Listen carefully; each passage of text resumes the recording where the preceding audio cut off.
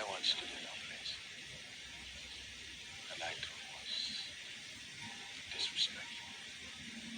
So might I offer you some advice? Forget everything you think you know. Video kali ini kita akan bahas tentang buta hurufnya Rasulullah, tapi bukan tentang buta huruf, buta aksara, atau tidak bisa membaca, tidak bisa menulis. Itu sudah dibahas banyak sekali ulama, banyak sekali orang alim, kiai, ustadz, itu sudah clear. Dalam hal ini saya akan mengaitkan video tentang buta huruf Rasulullah, tanda kutip, dengan video yang ini.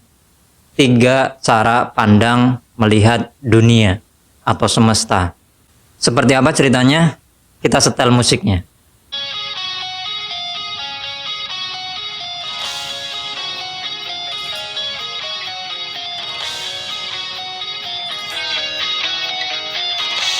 Sejak kuliah semester 3, saya mulai membaca pemikirannya Ibnu Arabi.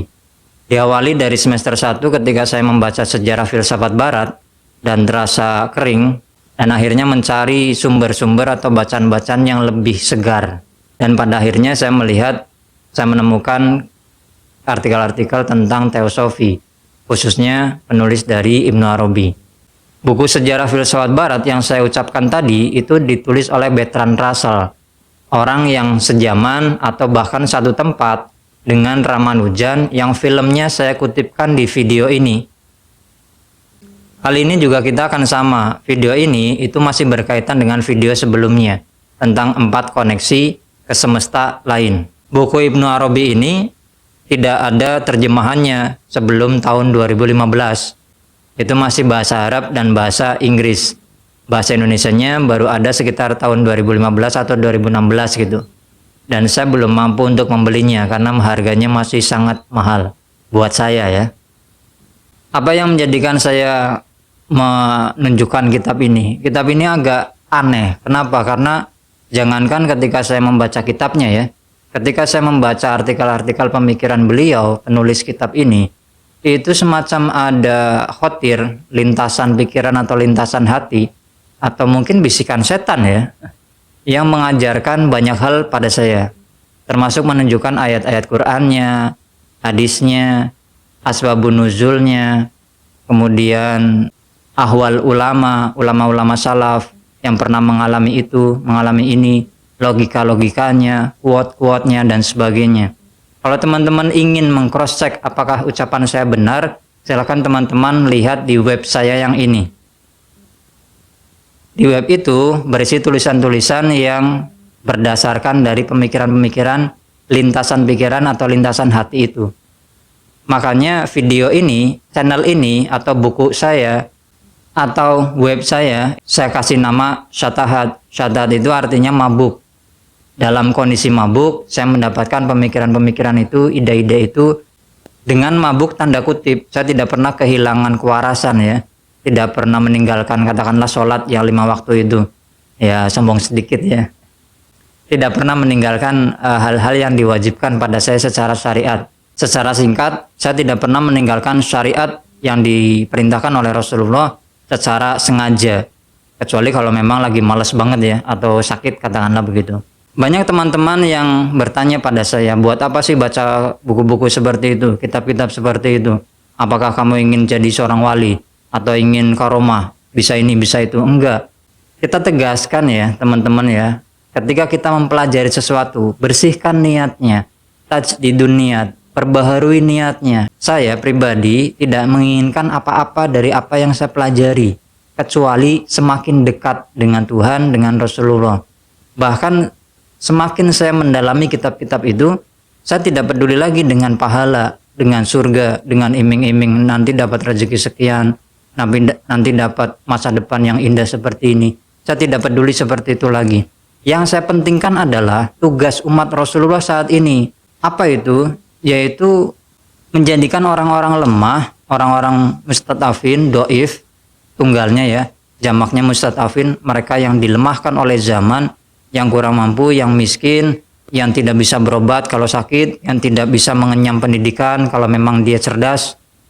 Bagaimana caranya agar mereka juga mendapatkan keadilan? Dalam hal ini, dalam hal kesehatan, saya menciptakan formulasi yang disebut dengan konseling 3 diagnosa, medis, psikis, dan metafisis. Dan dengan formulasi ini pula, saya menemani mereka, menolong mereka, yang bahkan dokter atau rumah sakit itu sudah angkat tangan. Termasuk sudah kemana-mana mencari ustadz, mencari kiai, dan saya temani, saya diagnosa dengan formulasi yang saya temukan dari kitab-kitab yang saya baca itu. Termasuk dengan pendidikan. Bagaimana caranya kita mengakses sumber-sumber pendidikan yang otentik atau tanda kutip ya, dari langit, kita mendownload gitu. Seperti apa yang diceramahkan oleh Gus Muwafiq, kita mendownload ilmu dari langit. Ngeri banget ya. Ali itu kalau ingin sesuatu untuk melakukan kerja, itu langsung browsing, langsung download. Download kemana? Ke cloud-nya Allah. Allah itu punya cloud, punya hard disk besar di langit sana. Saya membuat formulasi itu, nanti akan dijelaskan di Spektrum Kuning beserta para penduduknya. Tapi sebelumnya, sekali lagi, bahwa video-video yang saya buat ke belakang, itu adalah pondasi atau kerangka berpikir persiapan untuk menerima penjelasan-penjelasan yang lebih rumit dari video-video setelah ini. Itulah kaitannya mengapa saya membaca banyak kitab, banyak buku-buku yang aneh, yang tidak umum, bukan agar saya menjadi pintar atau cerdas. Sampai saat ini saya tidak punya label apapun. Saya bukan guru, saya bukan kepala sekolah, saya bukan ustadz, saya bukan kiai, saya bukan dokter. Tapi saya ingin menolong, menemani orang-orang atau masyarakat yang sudah kebingungan harus kemana lagi mereka. Terlepas dari ketika mereka pada awalnya meremehkan saya, menganggap saya gila atau orang aneh atau orang miskin yang butuh sumbangan, itu terserah mereka. Tapi pada intinya di akhirnya mereka itu tersembuhkan. Mereka bahagia, mereka bisa menjalani kehidupan normal seperti sebelumnya. Nanti akan saya jelaskan di judul ujung riset ini. Itulah kaitannya antara mempelajari banyak kitab, mempelajari banyak buku dengan tugas umat Rasulullah. Selanjutnya tentang video 4 koneksi dengan semesta lain atau khotir, saya juga melakukan verifikasi. Sejak kuliah saya mencari teman, saya mencari ustadz, saya mencari kiai yang bisa memverifikasi itu. Walaupun pada akhirnya saya lebih sering mendapatkan orang-orang yang mengatakan saya kafir, saya gila, saya sesat dan sebagainya. Ketika saya mulai mempertanyakan hal-hal yang dibisikkan pada saya kaitannya dengan Quran dan hadis. Ya itu normal, mungkin itu resiko ya. Kenapa juga harus ditanyakan pada mereka. Di tahun 2020 atau 2001 gitu, saya lupa, awal corona intinya lah. Saya menemukan seorang teman, dekat dengan seorang teman yang akhirnya membacakan kitab-kitab kuning pada saya. Dari kitab kuning itulah, nanti ini kaitannya dengan Spektrum Kuning sekali lagi ya. Wilayahnya para ulama. Bagaimana caranya kita mengakses ke sana, nanti kita akan jelaskan di video tentang Spektrum Kuning, cahaya Spektrum Kuning beserta para penghuninya. Setiap minggu 1 kali saya itu mengaji, saya dibacakan kitab kuning dari beliau, dari sahabat saya itu. Bukan hanya saya mencatat apa yang dibacakan beliau, tapi saya juga mencatat pendiktean yang diberikan pada saya ketika dibacakan itu, tapi bukan dari kitab itu. Dari mana itu? Ya intinya ini diverifikasi. Apakah saya melanggar? Apakah bisikan-bisikan itu bertentangan dengan kitab itu? Atau Quran? Atau hadis? Dan alhamdulillah selama kurang lebih 2 tahun jalan ini saya tidak pernah putus untuk mengaji, untuk memverifikasi, mentahkik hal-hal yang dibisikkan pada saya. Dan saya sampaikan pada teman saya itu yang membacakan kitab kuning, bukan karena keinginan saya untuk diajarkan hal-hal seperti itu. Karena itu tiba-tiba saja datang, tiba-tiba mengajarkan hal-hal yang memang saya sering pikirkan, sering renungkan. Kenapa? Karena zikir kan ada 3 ya. Zikir lisan yang kita ucapkan, zikir pikiran atau tafakur, atau yatafakkaru fi khalqis samawati, kita merenungkan bumi dan langit dan fenomena-fenomena kehidupan agar kita terus tersambung dengan pencipta kita merenungkan ciptaan-ciptaannya, bukan zatnya ya. Dan ketiga adalah zikir ihsan, zikir ketika kita itu merasa selalu diawasi oleh Tuhan, merasa dekat dengannya, atau bahkan kita melihatnya, tanda kutip ya. Saya memverifikasi itu semua pada sahabat saya itu. Saya katakan bahwa tidak semua yang saya catat itu bisa saya sampaikan pada orang lain. Kenapa? Sekali lagi, karena kerangka berpikirnya mungkin saja orang yang kita ceritakan belum siap untuk menerima penjelasan-penjelasan itu. Secara singkat, mulai dari pembelajaran-pembelajaran yang saya alami, kemudian khotir ya, bisikan atau lintasan hati, lintasan pikiran, itu semata-mata untuk mencari formulasi baru, melayani umat Rasulullah, umat muslim, umat manusia, agar mereka yang miskin, mereka yang lemah, itu juga mendapatkan keadilan, baik itu dalam kesehatan, dalam pendidikan, atau mungkin dalam advokasi hukum ya, tapi kita belum ke ranah sana. Sekali lagi, semua hal itu bukan untuk hebat-hebatan, bukan untuk keren-kerenan, tapi hanya untuk melayani, menemani umat-umat yang memang kurang mampu, seperti saya. Lalu apa hubungannya dengan buta hurufnya Rasulullah?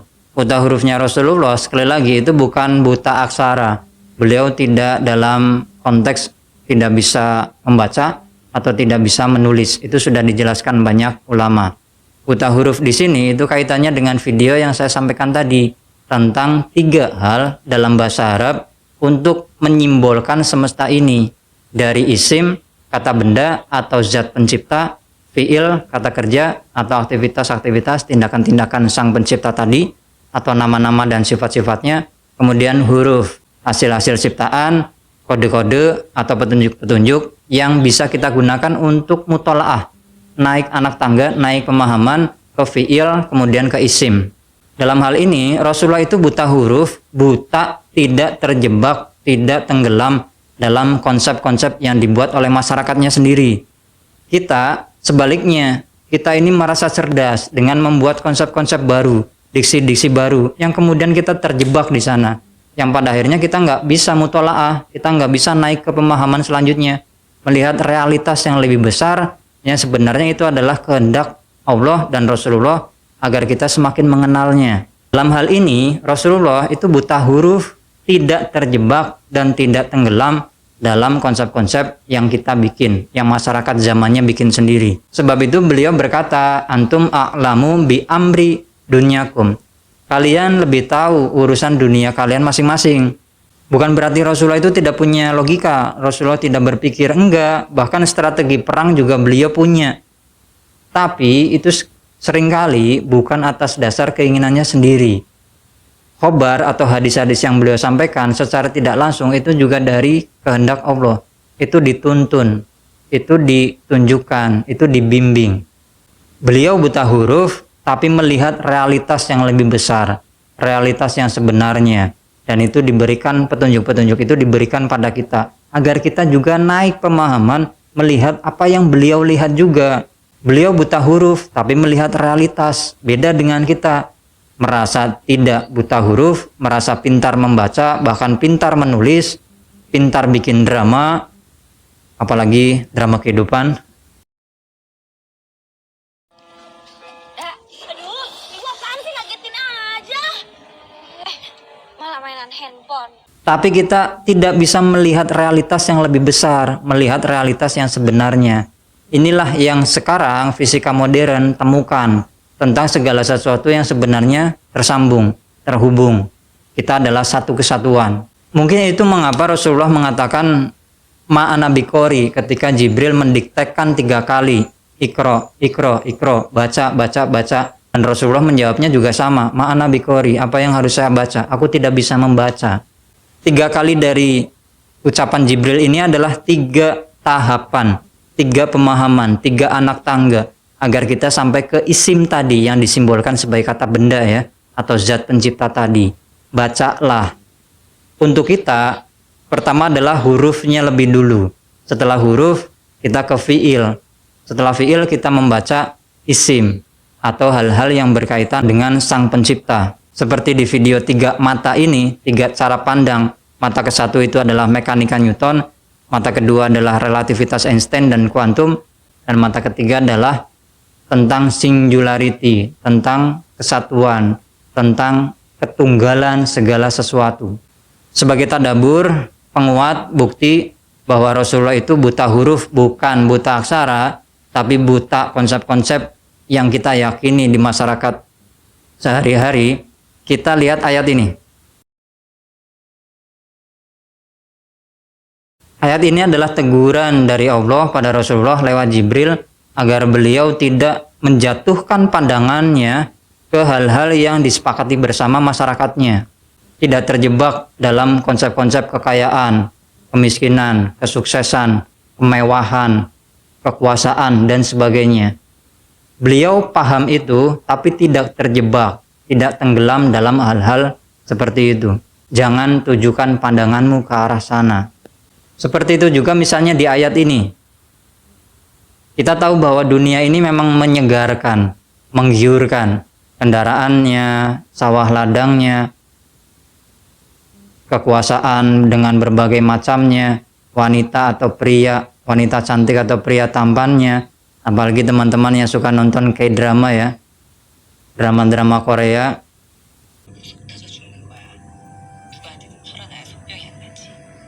Itu normal, itu yang menjadikan kita sebagai manusia seutuhnya. Kita tertarik dengan itu. Tapi ada yang lebih baik dari itu semua. Apa? Yaitu kita mutola'ah, kita naik pemahaman ke realitas yang lebih tinggi. Yang dalam ayat itu disimbolkan dengan di sisi Allah. Indah Allah. Jika Rasulullah yang buta huruf, katanya buta huruf, tapi bisa menatap, bisa memandang, bisa memahami realitas, kita sebaliknya. Kita bisa baca, bisa tulis, tapi kita tidak bisa baca peta. Kita tidak bisa menemukan realitas. Kita tersesat berkali-kali. Ini kan sebuah ironi ya. Kita menganggap bahwa peta, petunjuk, kitab suci itu sebagai kebenaran seutuhnya.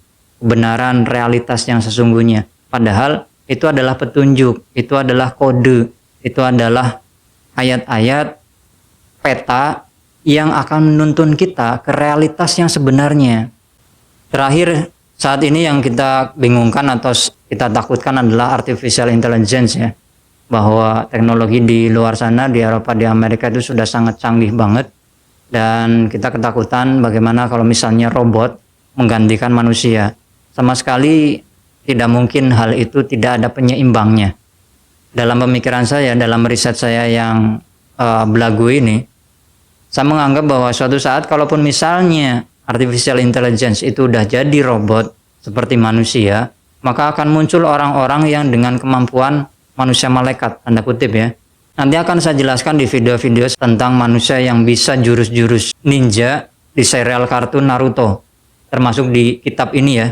Di kitab jilid 3 ini, itu kita akan membaca kisah-kisah yang kita akan bingung ketika membacanya. Ini kita baca kitab tasawuf atau kitab anime sih. Kenapa? Karena jurus-jurus yang ada di manga atau di anime atau di film-film kartun itu ternyata ada. Dan ada formulasinya.